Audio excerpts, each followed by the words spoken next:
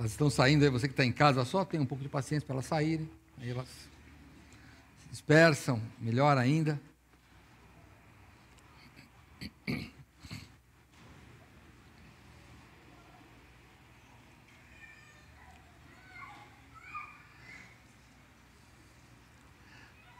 Na nossa última eleição para presidente, o Brasil se polarizou, né? E você nota que você acompanha aí a geopolítica, aí, né? Que o mundo está assim, né? As pessoas querem de um lado, outro de outro. Na verdade, o que estão buscando, né? Estão buscando o chamado salvador da pátria. Eles querem alguém que resolva os problemas. Para os católicos, pode ser o Papa. Para os nacionais, pode ser o presidente. Para quem tem monarquia, pode ser o rei. Sempre quer alguém que resolva o problema. O problema é que não dá para uma pessoa resolver. Quando nós pensamos que o Senhor Deus é quem controla tudo, só há uma forma de resolver problemas, é através dele. No livro do profeta Ezequiel, vamos abrir lá em Ezequiel, no capítulo 22. Vamos lá para Ezequiel, capítulo 22.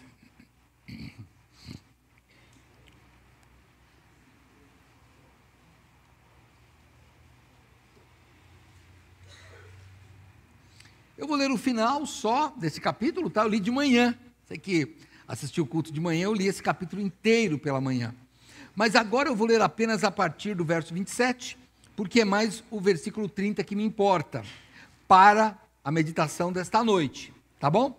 Então, vamos lá. A partir do verso 27 de Ezequiel 22, a Bíblia nos diz assim: os seus príncipes no meio dela são como lobos que arrebatam a presa para derramarem sangue, para destruírem as almas, para seguirem a avareza.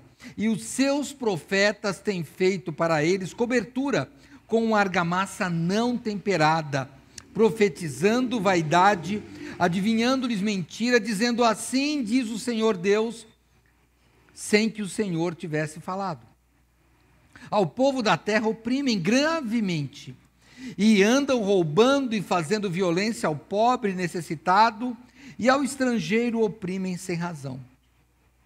Verso 30, e busquei entre eles um homem, que estivesse tapando o muro, e estivesse na brecha, perante mim por esta terra, para que eu não a destruísse. Porém, a ninguém achei. Vamos orar. Senhor, nosso Deus e Pai, obrigado, Senhor, por esta noite. Pedimos ao Pai que o Senhor abençoe o nosso estudo. Nós queremos, Pai, glorificar o Teu nome a cada dia, Senhor. E pedimos que o Senhor nos oriente para que tenhamos sabedoria em aprender da Tua palavra, Senhor Deus, e praticá-la em nossa vida. É o que oramos em nome do Senhor Jesus. Amém. Vamos lá, então. Estamos aqui, irmãos, no período do exílio.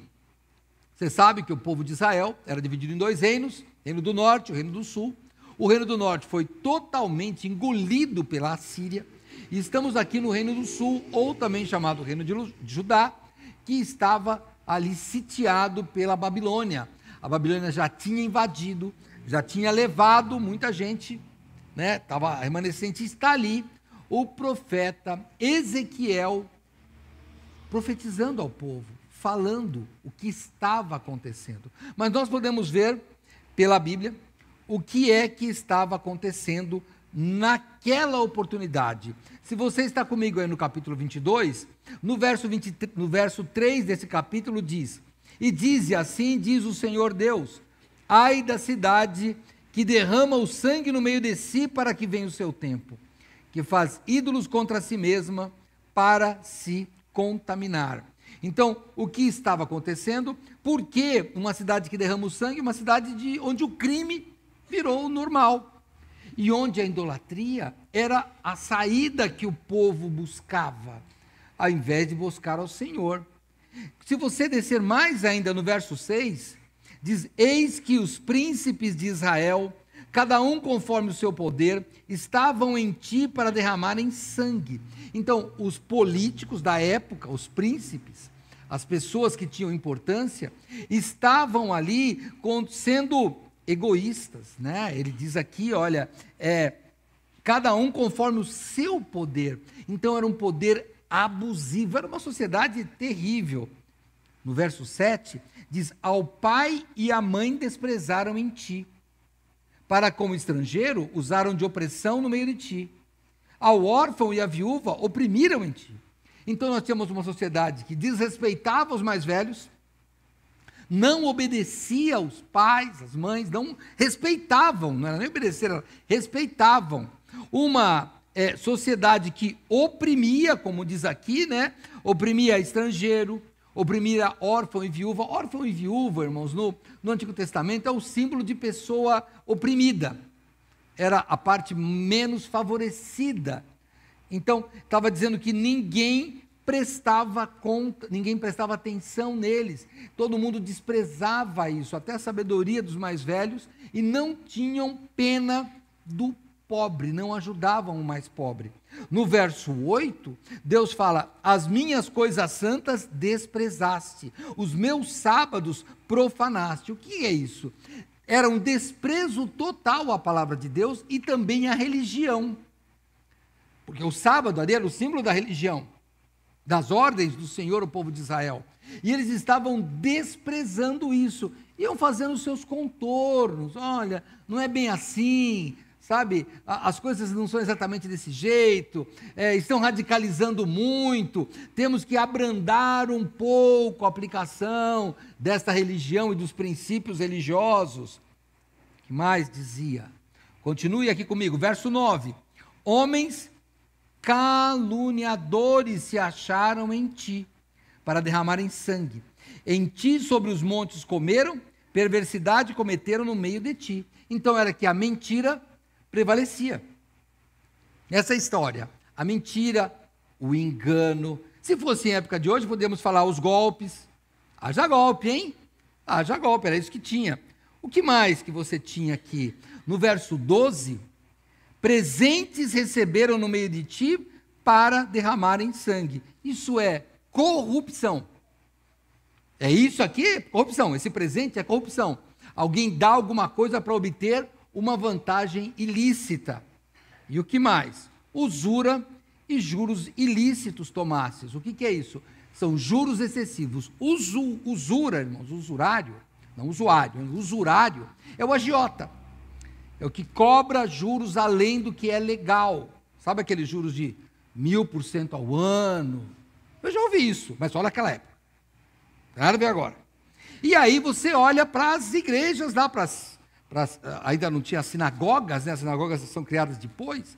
Mas vamos lá, os sacerdotes. No verso 26, os seus sacerdotes violentam a minha lei, profanam as minhas coisas santas. Não fazem diferença entre o santo e o profano, nem discernem o impuro do puro, e de meus sábados escondem os olhos, e assim sou profanado no meio deles. Então, se tivesse assim uma religião, seria assim, a religião não mostra a Deus, mostra tudo, menos Deus. Estamos falando, irmãos, aqui no século 6 antes de Cristo. Mas não tem muita semelhança com o que está acontecendo hoje. Muita semelhança, irmãos, não é possível, igual, até os juros. Eu ainda vou pensar, eu não pesquisei, mas devia ter cartão de crédito naquela época. Porque esses juros aqui é de cartão de crédito. Já ficou devendo cartão de crédito? Não queira. Nem pense numa coisa dessa. Não pense. Quando você vai pagar o cartão de crédito, vem aquela, quer parcelar? Então é assim, ó, deve 5, você paga em 4 parcelas de 6. Falou, esse negócio, a gente coça a cabeça, fala, será que essa conta está certa aqui? Mas é isso que eles fazem, você vai vendo. Vai pagando para você ver. Sabe aquele pessoal que paga o mínimo? Ele paga o mínimo para ser explorado o máximo. Então, olha a situação que estava lá. O que era? Qual era o pior ali, irmãos? Tudo isso daqui tem um nome. Pecado. As pessoas trocam as coisas. No começo, a gente vai achando que é engraçado. Depois a gente fala que É o jeitão dele, como o Mauro pregou hoje de manhã, né? É o jeitão dele. E aí, irmãos, começamos a ver as coisas assim, que tem alguma coisa que não está batendo bem aqui, porque ou eu estou muito fora, ou a sociedade está muito louca. Porque aí você começa a ver o que é santo e o que é sagrado. Vamos até mudar um pouco. Você começa a ver o que deveria ser lógico pela Bíblia e o que é ilógico. Aí você vê, lá estamos dando Gênesis de manhã, né, e às sextas-feiras, o homem deveria dominar sobre os animais, e aí no pleno século XXI, você tem alguém vestido de cachorro, querendo latir, e fala que ele tem um cuidador. E eles levam a sério aquilo. Ele fala, bom, tá certo, ficou tão bom, né, que agora ficou bom. Mas daí ele já inverteu o negócio, agora o animal é mais importante. E daí você tem os seus brinquedos em casa, e aí eu tenho que falar, né? Vem as bonequinhas reborn, aí agora... Pastor Ney, o pessoal perguntou esse dia, olha a pergunta que tinha lá, eu posso pedir licença maternidade porque eu comprei uma reborn? E eu respondo, hein, pode, hein? Pode, é só ir no seu psiquiatra e pedir um laudo dele lá que você vai ter uma licença. Porque tem alguma coisa errada, não é possível. Irmãos, que sociedade é essa que estamos vivendo? A sociedade parecida, por incrível que pareça, a sociedade parecida com a de quase 3 mil anos atrás, ou mais de 3 mil anos atrás. Porque qual é o problema daquela sociedade? Não, pastor, é muito antigo, 3 milênios. Não. Irmãos, o pecado é o mesmo desde o início do mundo. A gente vai mudando a tecnologia, vai mudando a forma, mas que é pecado, é pecado. Não tem jeito, irmãos. O grande problema, como muito bem, o Mauro hoje já pregou metade da minha mensagem, isso mesmo.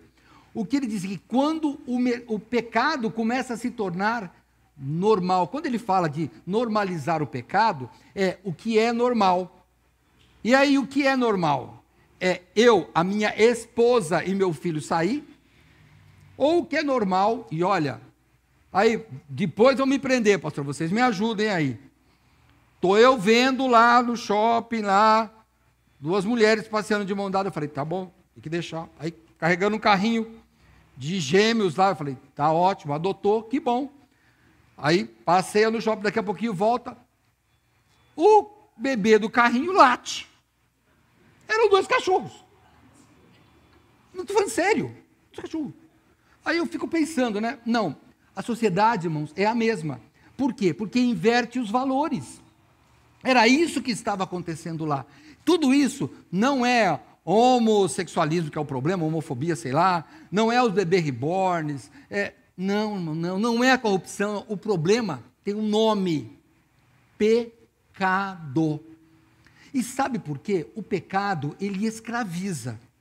Nós temos uma ideia que para nós é difícil falarmos de escravo, porque nós temos a ideia de escravo é uma pessoa negra que foi presa na África. Não, irmãos, não, isso não é escravo.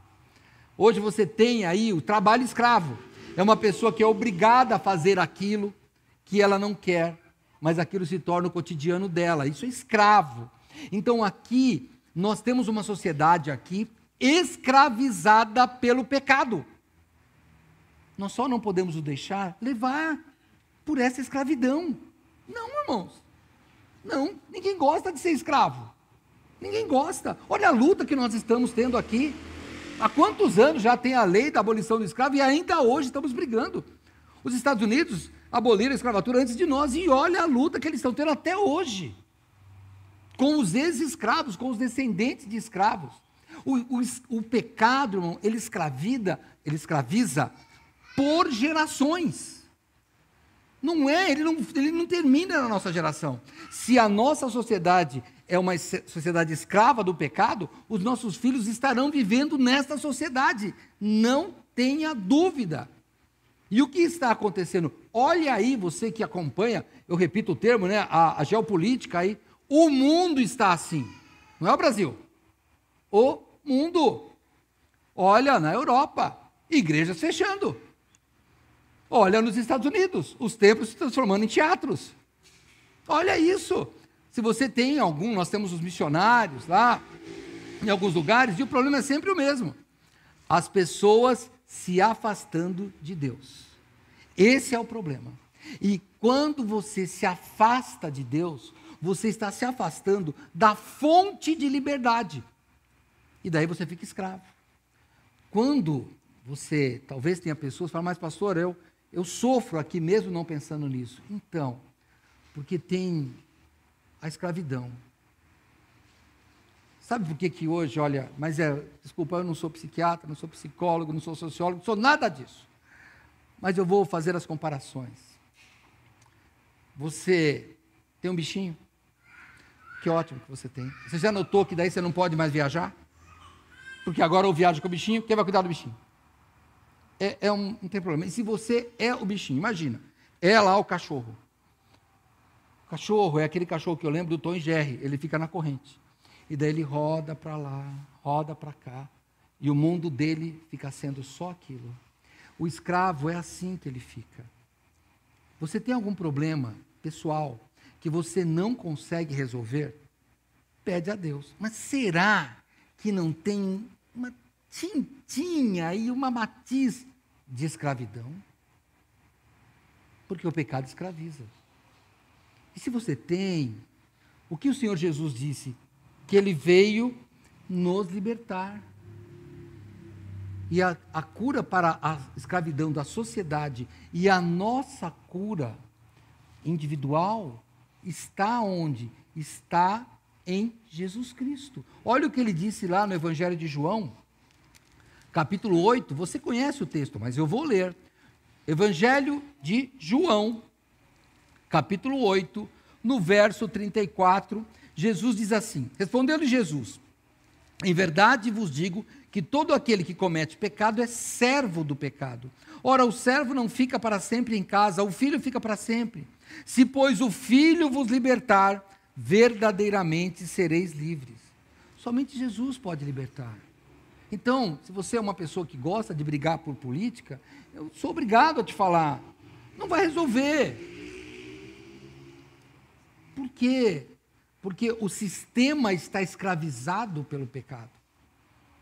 É claro, temos que fazer, temos que votar conscientemente, de jeito nenhum que eu estou pregando uma desobediência civil aqui. Não, vota, é a forma que você tem. Mas a solução é Cristo. E qual é o problema? Ah, pastor, é a ganância, é o egoísmo. É, que vem do coração, irmãos. As empresas, você vota, nós aí já vimos tantas empresas quebrarem. Aí você vai ver, mas é porque fraudaram o balanço. Disseram que tinha lucro e tinha prejuízo. Por que eles fizeram isso? Por causa da ganância. Olhe os casamentos. Quando nós começamos a achar que eu mereço ser feliz com o meu casamento, a gente começou a cair. Os casamentos começaram a ruir. Porque a gente não casa para ser feliz, sabia? Você que está noiva, tem casal de noiva aqui, hein? Eu estou olhando para eles lá, não precisa baixar a cabeça, não é com vocês mesmo. Você não casa para ser feliz. Você casa para fazer o outro feliz. E na felicidade do outro você tem que ser feliz. Aí funciona.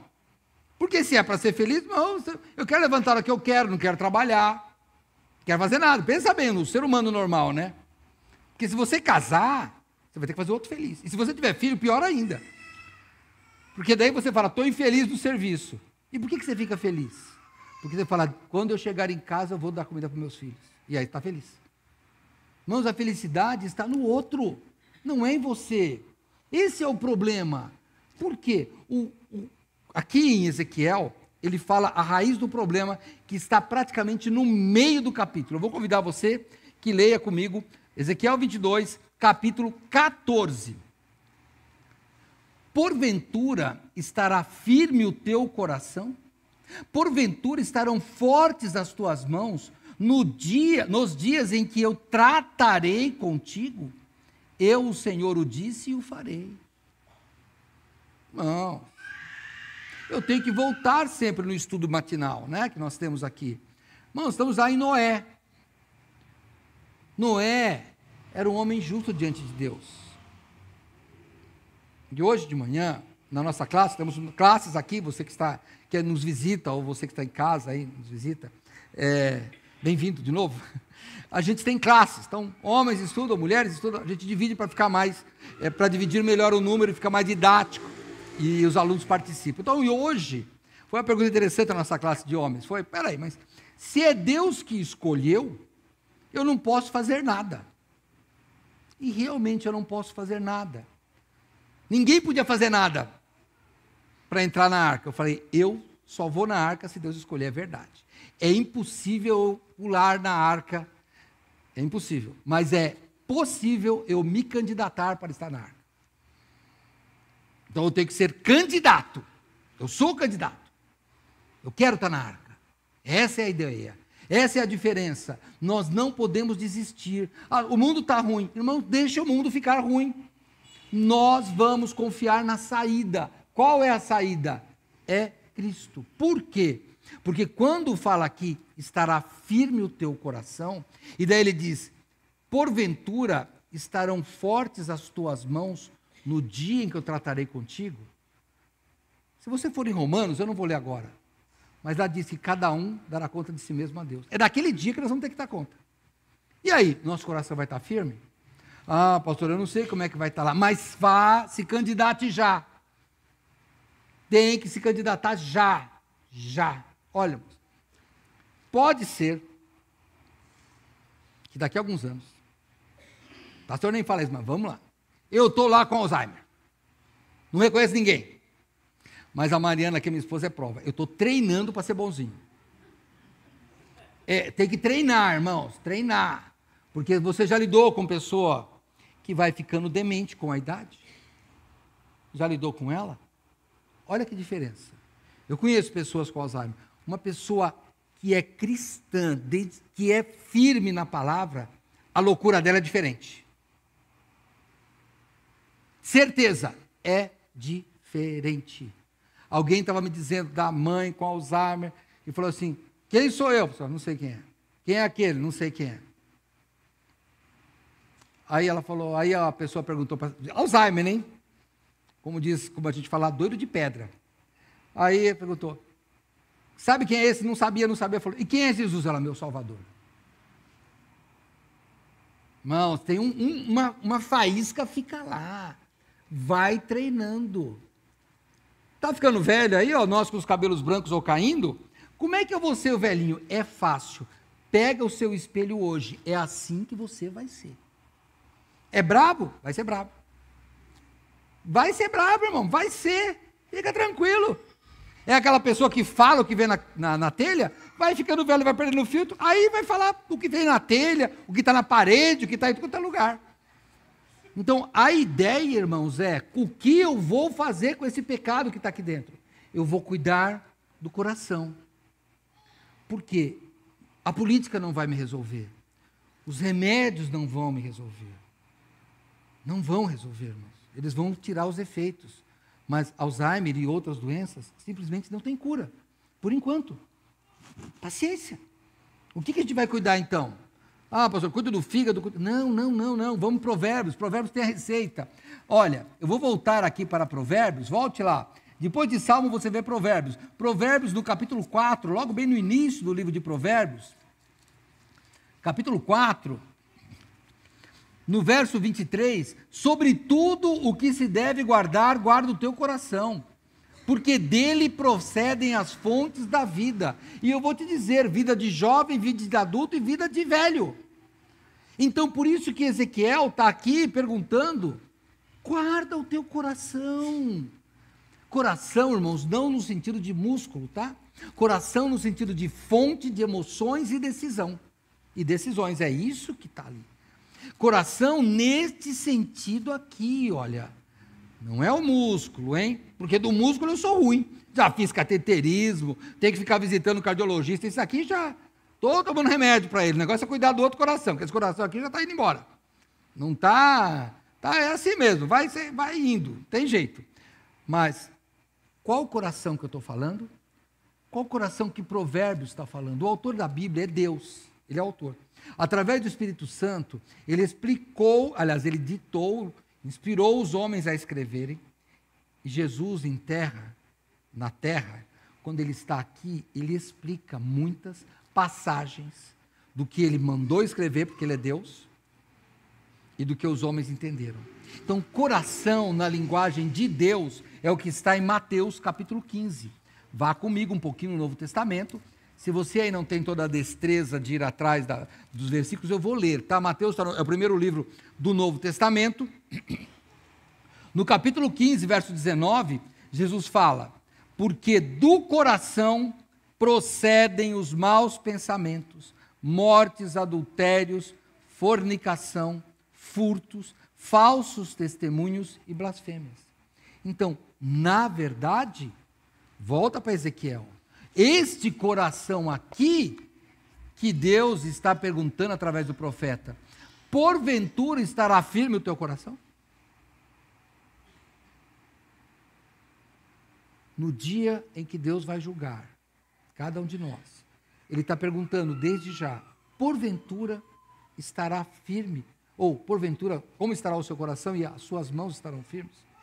Então, falar, pastor, eu não sei como é que vai estar, então eu vou fazer um teste. Hoje é dia 18 de maio, né? E aqui no Brasil são 19h37. Imagina que daqui a 1 minuto vai cair uma bomba e a gente vai morrer tudo. Vai ter um terremoto, não vai sobrar ninguém vivo. Perdão brincar aqui com vocês. Se fosse hoje, como é que estava o coração? Tem que pensar assim. Não, tem que pensar desse jeito. Quando você é jovem, você pensa que não vai morrer. Pensa até que não vai ficar velho. Mas, vai ficando. E eu acho assim, olha como Deus é maravilhoso, né? Você notou que Ele pôs os olhos e a gente só consegue olhar para nós mesmos de espelho?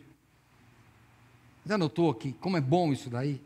Porque, irmão, já pensou a gente olhando a decadência diária? Cada dia uma ruga a mais e um fio de cabelo a menos? Já pensou, irmãos, olha, é assim, a gente só olha para fora, mas só pense nisso. O mais importante é que não se vê o coração. Então eu pergunto, hoje, se hoje fosse o dia, como estaria o seu coração? Se hoje você tivesse que prestar contas da sua vida. E olha, eu vou te dizer, nós somos os maiores enganadores de nós mesmos. Fyodor Dostoiévski, que escreveu o livro, sabe que esse escritor russo, ele foi condenado à morte. E na hora da execução, transferiram a pena dele para um trabalho na Sibéria. Olha que interessante, um dos personagens dele, ele retrata ele. Ele falou assim, eu vi uma execução, o personagem conta. Ele fala, e aí? Bom, quando chegou na hora, eles transferiram comutaram a pena em prisão perpétua, lá.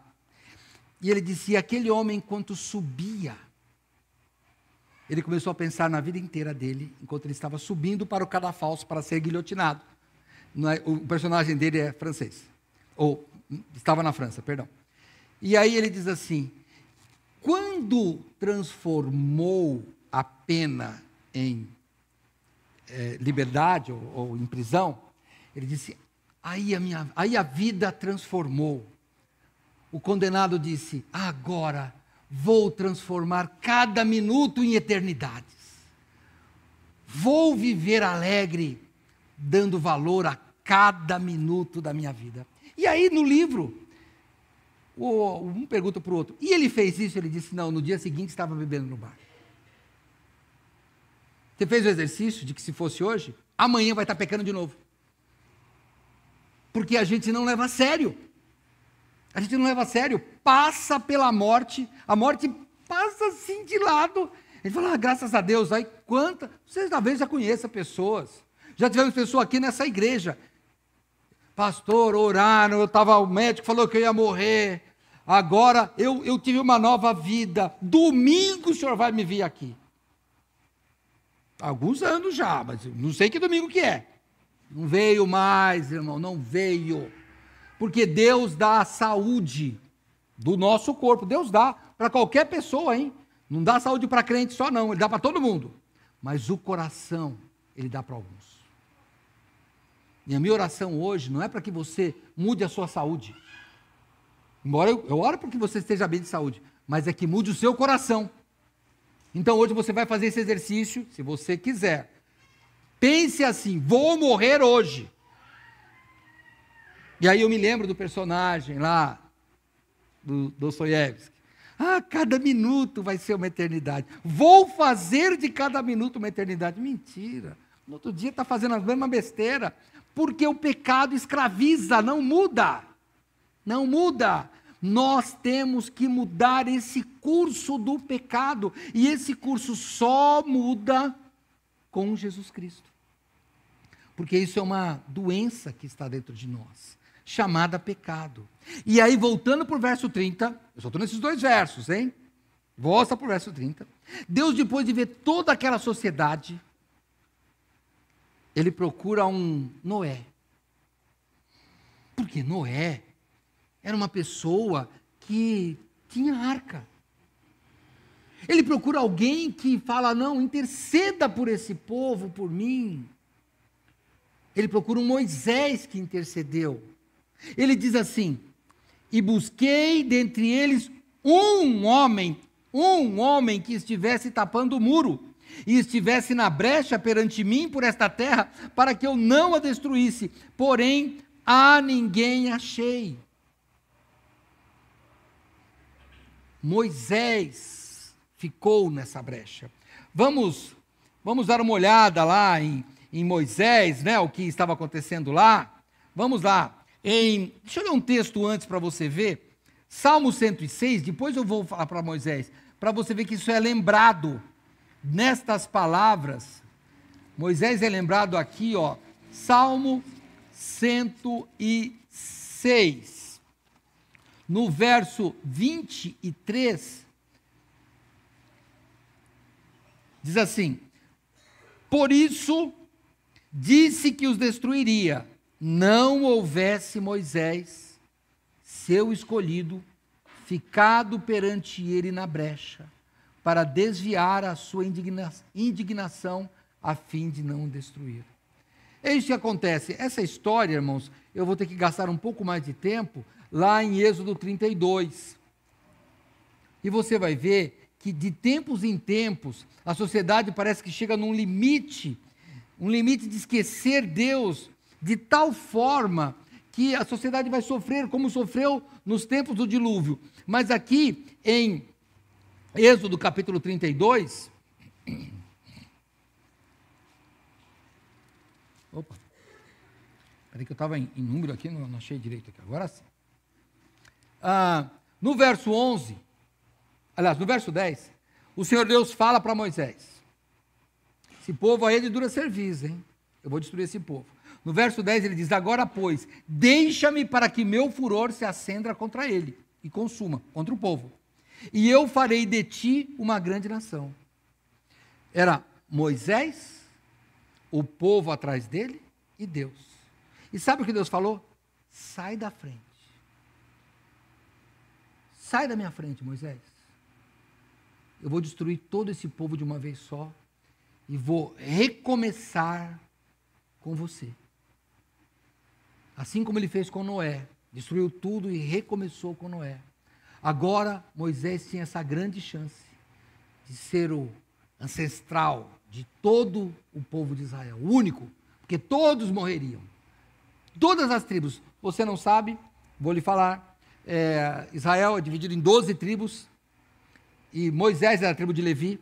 Deus está falando, vou acabar com todas as tribos. E praticamente todos serão da tribo de Levi. Só você. O que Moisés faz? Moisés poderia falar, o Senhor é Deus, o Senhor faz o que achar por bem. Porque Deus faz o que é. O Senhor falou que vai matar, então mata. Podia ter feito isso. Quem é Moisés para segurar o Deus Altíssimo? Me pensem uma coisa, era possível Moisés impedir Deus de fazer alguma coisa? Era possível? Fala assim, era possível? Era impossível para Moisés impedir Deus. Mas eu volto na minha na minha filosofia de vida, mas não é impossível tentar. Essa é a coisa. Abraão tinha tentado salvar Sodoma e Gomorra. Senhor, se tiver 50 justos, vai destruir. Deus, não, se tiver 50, eu não tenho. Aí Abraão, mas se tiver 45, ele vai diminuindo até 10. Fala, não, mas 5, não adianta. Tentou, mas não conseguiu. Mas ele tentou. Aí vem Moisés, sozinho. Ele falou, vou destruir esse povo. E aqui, irmãos, eu vejo Moisés mencionado. Aliás, o Salmo 106 usa a mesma palavra de Ezequiel 22:30, que é a brecha, porque literalmente Moisés tinha cumprido isso, porque aqui diz no verso 11 de Êxodo, se você está comigo, 32, Moisés, porém, suplicou ao Senhor, seu Deus, e disse, ó Senhor, por que se acende o teu furor contra o teu povo, que tiraste da terra do Egito com grande força e com forte mão? Porque hão de falar os egípcios, dizendo, para mal os tirou, para matá-los nos montes, para destruí-los da face da terra, torna-te do furor da tua ira, arrepende-te deste mal contra o teu povo, lembra-te de Abraão, de Isaque, de Israel, os teus servos, aos quais por ti mesmo tens jurado, e lhes disseste, multiplicarei a vossa descendência como as estrelas do céu, e darei a vossa descendência a toda esta terra que tenho falado, para que a possuam por herança eternamente. Então, o impossível aconteceu. Então o Senhor arrependeu-se do mal que dissera que havia de fazer ao povo. Pense comigo, Moisés tinha ficado 40 dias na presença do Senhor. O povo lá falou, está demorando muito, vamos fazer um Deus para nós aqui. Fizeram o bezerro de ouro. Moisés fica muito indignado, mas Moisés estava com raiva. Ele estava muito, mas muito indignado. Tanto que Deus tinha escrito as tábuas com o dedo dele, ele quebra as tábuas. Irmãos, ele estava morrendo de raiva. Mães, perdoe, vou falar com você. Já falou assim, que vontade que eu tenho de desgarrar esse filho. Já falou? Não, você não falou, pensou, né? Mas temos que até estão fazendo assim, que ele fala, é desse jeito que Moisés desceu. Mas quando ele viu que Deus ia matar, ele não, peraí. Deus tinha a chance de ser a picareta de derrubar o muro. E ele falou, não, mas eu quero ser cimento para tapar o muro. Essa é a diferença. Você, mãe, eu falo mãe porque o homem pensa, mas não fala, a mulher fala, né? Que vontade de esganar o homem, só pensa e fica quietinho. Mas olha, você viu que você não matou o filho, que bom? Você não está presa, não? Que beleza. Mas você vê como foi bom não matar? Ele está aí hoje, ó. Dá um pouquinho de trabalho, mas assim você também vai dar, mas está aí, não é que legal? Moisés conseguiu refletir. Falar, não, Senhor, eu sei que é impossível parar as tuas mãos, mas eu vou tentar. E olha no que ele diz. Ele recorre à santidade de Deus e não do povo, porque não tinha como defender o povo. Como é que defende o povo? Não tem como defender. Não tem. Você já ouviu dizer assim, você defenderia Hitler? Mas e se ele se converteu, hein? Já pensou? Você vai chegar lá e ver o homem lá? Não, o Senhor Jesus, Ele faz as coisas impossíveis. E nós temos que acreditar no impossível. Moisés, irmãos, vocês sabem, ele conhecia o poder de Deus. Quando Moisés descia do monte, o rosto fica brilhante. Ele sabia que um olhar de Deus para ele destruiria. Mas o que ele faz? Eu estou aqui na brecha. Eu não sei o que fazer, mas eu estou na brecha. É isso que nós temos que fazer. Irmão, tem um povo aí fora que é um povo ruim. E aqui dentro também. Nós estamos numa sociedade totalmente corrupta. E nós fazemos parte dela. Nós vemos pessoas com casamentos, com vidas egoístas. E nós também somos. Nós também somos. É impossível corrigir essa sociedade. Verdade. Não é impossível ficar na brecha e pedir a Deus que tenha misericórdia. Porque Deus, Ele muda tudo a hora que Ele quer, irmãos. A hora que Ele quer. Ele não se sujeita a nenhum rei, a nenhuma potência. Ele não se sujeita. Ele é o que manda em tudo, irmãos. Tem que pensar assim. Na verdade, todos nós temos um muro de pecado, como diz em Isaías. Tem um muro, as nossas iniquidades fazem um muro entre nós e o nosso Deus. Faz isso comigo, faz isso com você. Mas o Senhor Jesus, Ele foi o verdadeiro homem da brecha. Pensa bem nisso. Só tinha alguém podia tentar salvar a humanidade? Não. O que Deus fez? Já que esse era um trabalho impossível para o homem, Deus se fez carne em Jesus e Ele vem ficar na brecha. Olha a maravilha desse mundo. Olha a maravilha da Bíblia. Olha a lógica que tem. Não tem nenhum herói, nenhum profeta. Outras religiões têm seus profetas, seus iluminados, seus criadores. A religião cristã tem o próprio Deus que veio e se fez carne. Não tem uma que fez isso. E mais, os deuses, até os deuses gregos e etc., eles vêm como heróis. E eles ganham pela força. E Jesus vem e ele morre.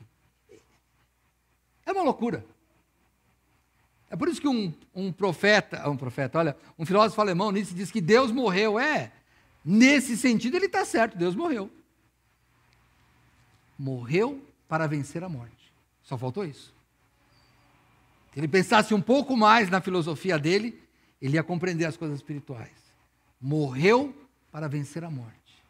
Morreu para passar por aquilo que nós passaríamos sem solução. Mas Jesus deu a solução. Ele é o verdadeiro homem que ficou na brecha.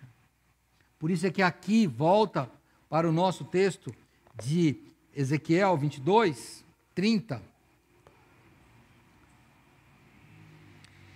E busquei dentre eles um homem que estivesse tapando o muro, que estivesse na brecha perante mim por esta terra, para que eu não a destruísse, porque a ninguém achei.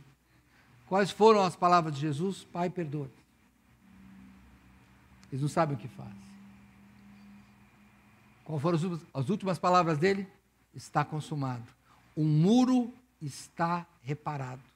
Não mande a sua indignação. Porque o Senhor Jesus, Ele ficou nessa brecha. Ele é o muro que nos salva. Ele é que tirou os nossos pecados. Ele é o que morreu por nós. Por isso nós estamos aqui hoje, irmãos. Nós não estamos aqui por causa de uma religião. Eu já falei isso recentemente. Nós estamos aqui por causa de um homem, Jesus Cristo. Nós estamos aqui para adorar o Senhor Jesus. Se você não entendeu isso ainda, você não é salvo. Porque a Bíblia não salva sem o Senhor Jesus. Ela é o Senhor Jesus, ela fala do Senhor Jesus. A religião não salva, senão por Jesus Cristo. Essa é a ideia. E agora, você tem ouvido falar, aqui você que acompanha nossos cultos, e até hoje foi falado sobre a viagem missionária. E o que é isso, irmãos? O que nós vamos fazer? O que essa igreja faz? Essa igreja apoia todos os missionários. E quem são missionários para nós? Missionários não são pessoas que vão viver em outro país. Não, não. Nós podemos até falar que os missionários são os homens da brecha. Eles vão lá para ser brechas, para falar de Jesus Cristo e não deixar que Deus destrua aquele povo. Olha, vamos pensar bem. Nós estamos indo para a Alvilândia, né? Não. Perdão, vocês viram quantos habitantes tem a Alvilândia? Bom, olha, eu não sei a quantidade. Eu sei que é assim, se você vai no banco de Alvilândia, ele tem uma agência bancária que é assim, eu vou chamar o nome de José, tá? O José, ele é o gerente, ele é o porteiro, ele é o faxineiro, ele é tudo, porque só tem um homem lá, é só desse jeito que funciona. Tem nada lá, irmãos. Na verdade, não tem. É uma cidade pequenininha. E aí imagine uma igreja pequena, eu não sei quanto tem aí, pastor Toninho, não sei quantos tem, mas imagine uma cidade pequena com 5 membros. Se forem salvos por Jesus, salvariam Sodoma e Gomorra. Irmãos, pense bem. Você que vai na viagem missionária, a sua ideia não é passear de jeito nenhum. A sua ideia não é descansar de jeito nenhum. A sua ideia é reparar muros, é tapar a brecha da indignação de Deus contra a cidade. É isso que você tem que pensar. Você está lá para isso. E por isso que nós vamos evangelizar, nós vamos falar de Cristo para todas as pessoas, porque é a única solução que tem. Pastor, e se ninguém me ouvir? Pouco importa. É Deus que toca no coração. Depois de tudo isso que Ezequiel fez aqui, falou para o povo. Jeremias fala para o povo também. E sabe o que acontece? O povo não ouve. Ele falou que ia ser destruído. Se o povo não mudasse, se os sacerdotes não se emendassem, se os políticos não se arrumassem, se o povo não parasse de pecar, ia ser destruído. E sabe o que aconteceu? Foram destruídos. E Ezequiel foi o profeta que falou: cadê o homem na brecha? Procurei um só. Essa igreja tem quase 300 membros. Eu queria que você pensasse, não importa os outros 299. Um homem na brecha, que você seja esse homem, essa mulher, essa criança, que fale do Senhor Jesus Cristo, é o único que pode mudar a vida não só desta igreja, a vida deste país, mas a vida do mundo. O mundo se afasta do Senhor e se escraviza cada vez mais no pecado. Irmão, você tem a mensagem de libertação. Procurei um homem, falando do ponto de vista humano, que você seja esse homem, que você seja Moisés. Vocês vão encontrar pessoas que vão te desprezar, não querem saber de ouvir a palavra. Alguns talvez joguem alguma pedra em você. Depende da cidade. Alvina, acho que não. Mas eu já ouvi de pastores que jogaram pedra neles. Não tem importância. O que importa é que você vai ser o homem da brecha. Lembra disso. Não procure solução na política e às vezes nem em médico, se o problema é do seu coração espiritual. Você precisa de Cristo. Cristo falou que se nós formos com Ele, Ele vai nos libertar, se você aceitar Jesus. Então, aceite Jesus. E se você, meu irmão, está sendo uma pessoa negligente na obra do Senhor, lembra que foi assim que começaram os sacerdotes. Eles começaram com uma pequena negligência, podia fazer isso, não era bem assim, era muito radical, e foram deturpando a sociedade. Não seja uma deturpação, porque o muro não estava destruído, só tinha uma brecha.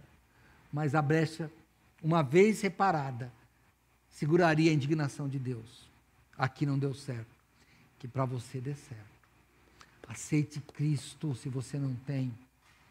Cuide da sua vida, para que você seja um representante de Cristo nesse mundo, no seu casamento, na sua vizinhança, no seu trabalho. Seja o homem da brecha. Eu vou terminar, lendo de novo. E busquei dentre eles um homem que estivesse tapando o muro, e estivesse na brecha perante mim por esta terra, para que eu a destruísse. O final do versículo é: porém a ninguém achei. Eu vou mudar a minha brincadeira, né? Vou parafrasear. Já pensou?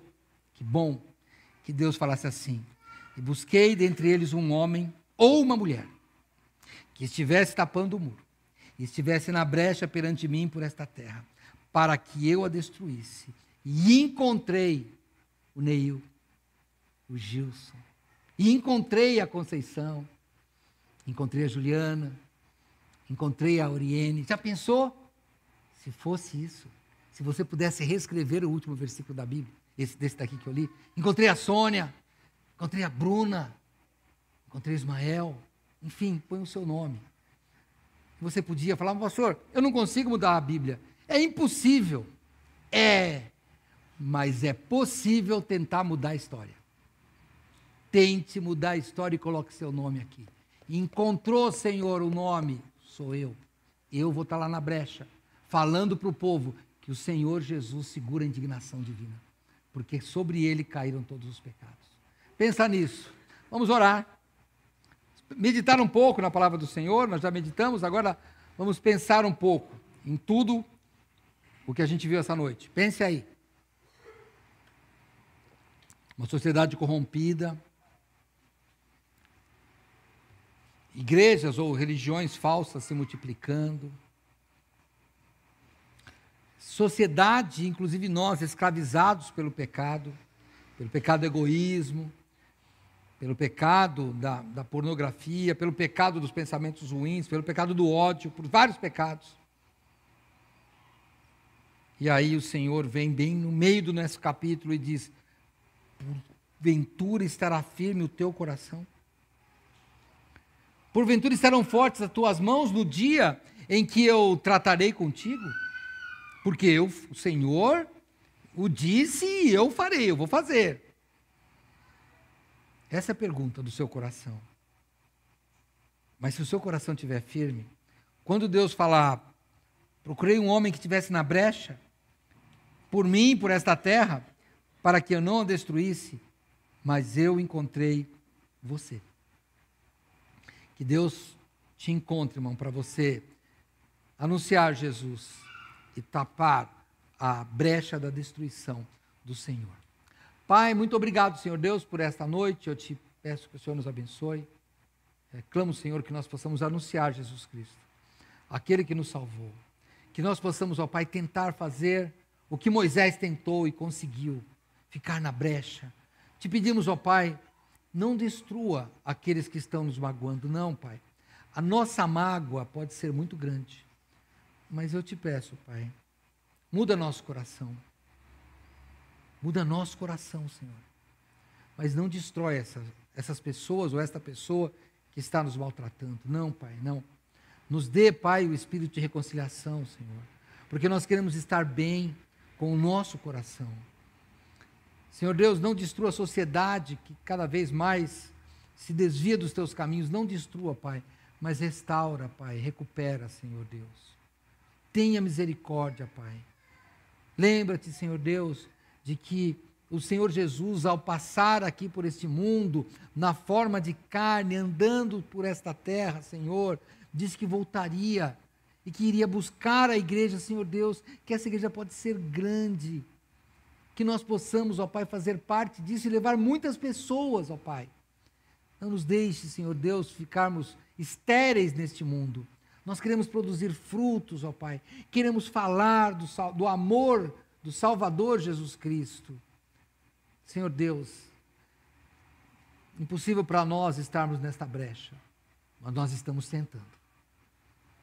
Abraão não conseguiu salvar Sodoma e Gomorra, mas Moisés conseguiu. E nós também queremos conseguir. Porque nós queremos salva o povo de Alvinlândia, salva o povo de São Paulo, salva o povo do Brasil, salva o povo daqueles que estão missionários, falando de Cristo, Filipinas, Japão e tantos outros lugares. Te peço, Pai, que a tua igreja, que as igrejas de Cristo possam crescer, possam, Senhor Deus, ser verdadeiros homens na brecha, para anunciar a salvação que somente há em Jesus Cristo. E é em nome dele que nós oramos. Amém.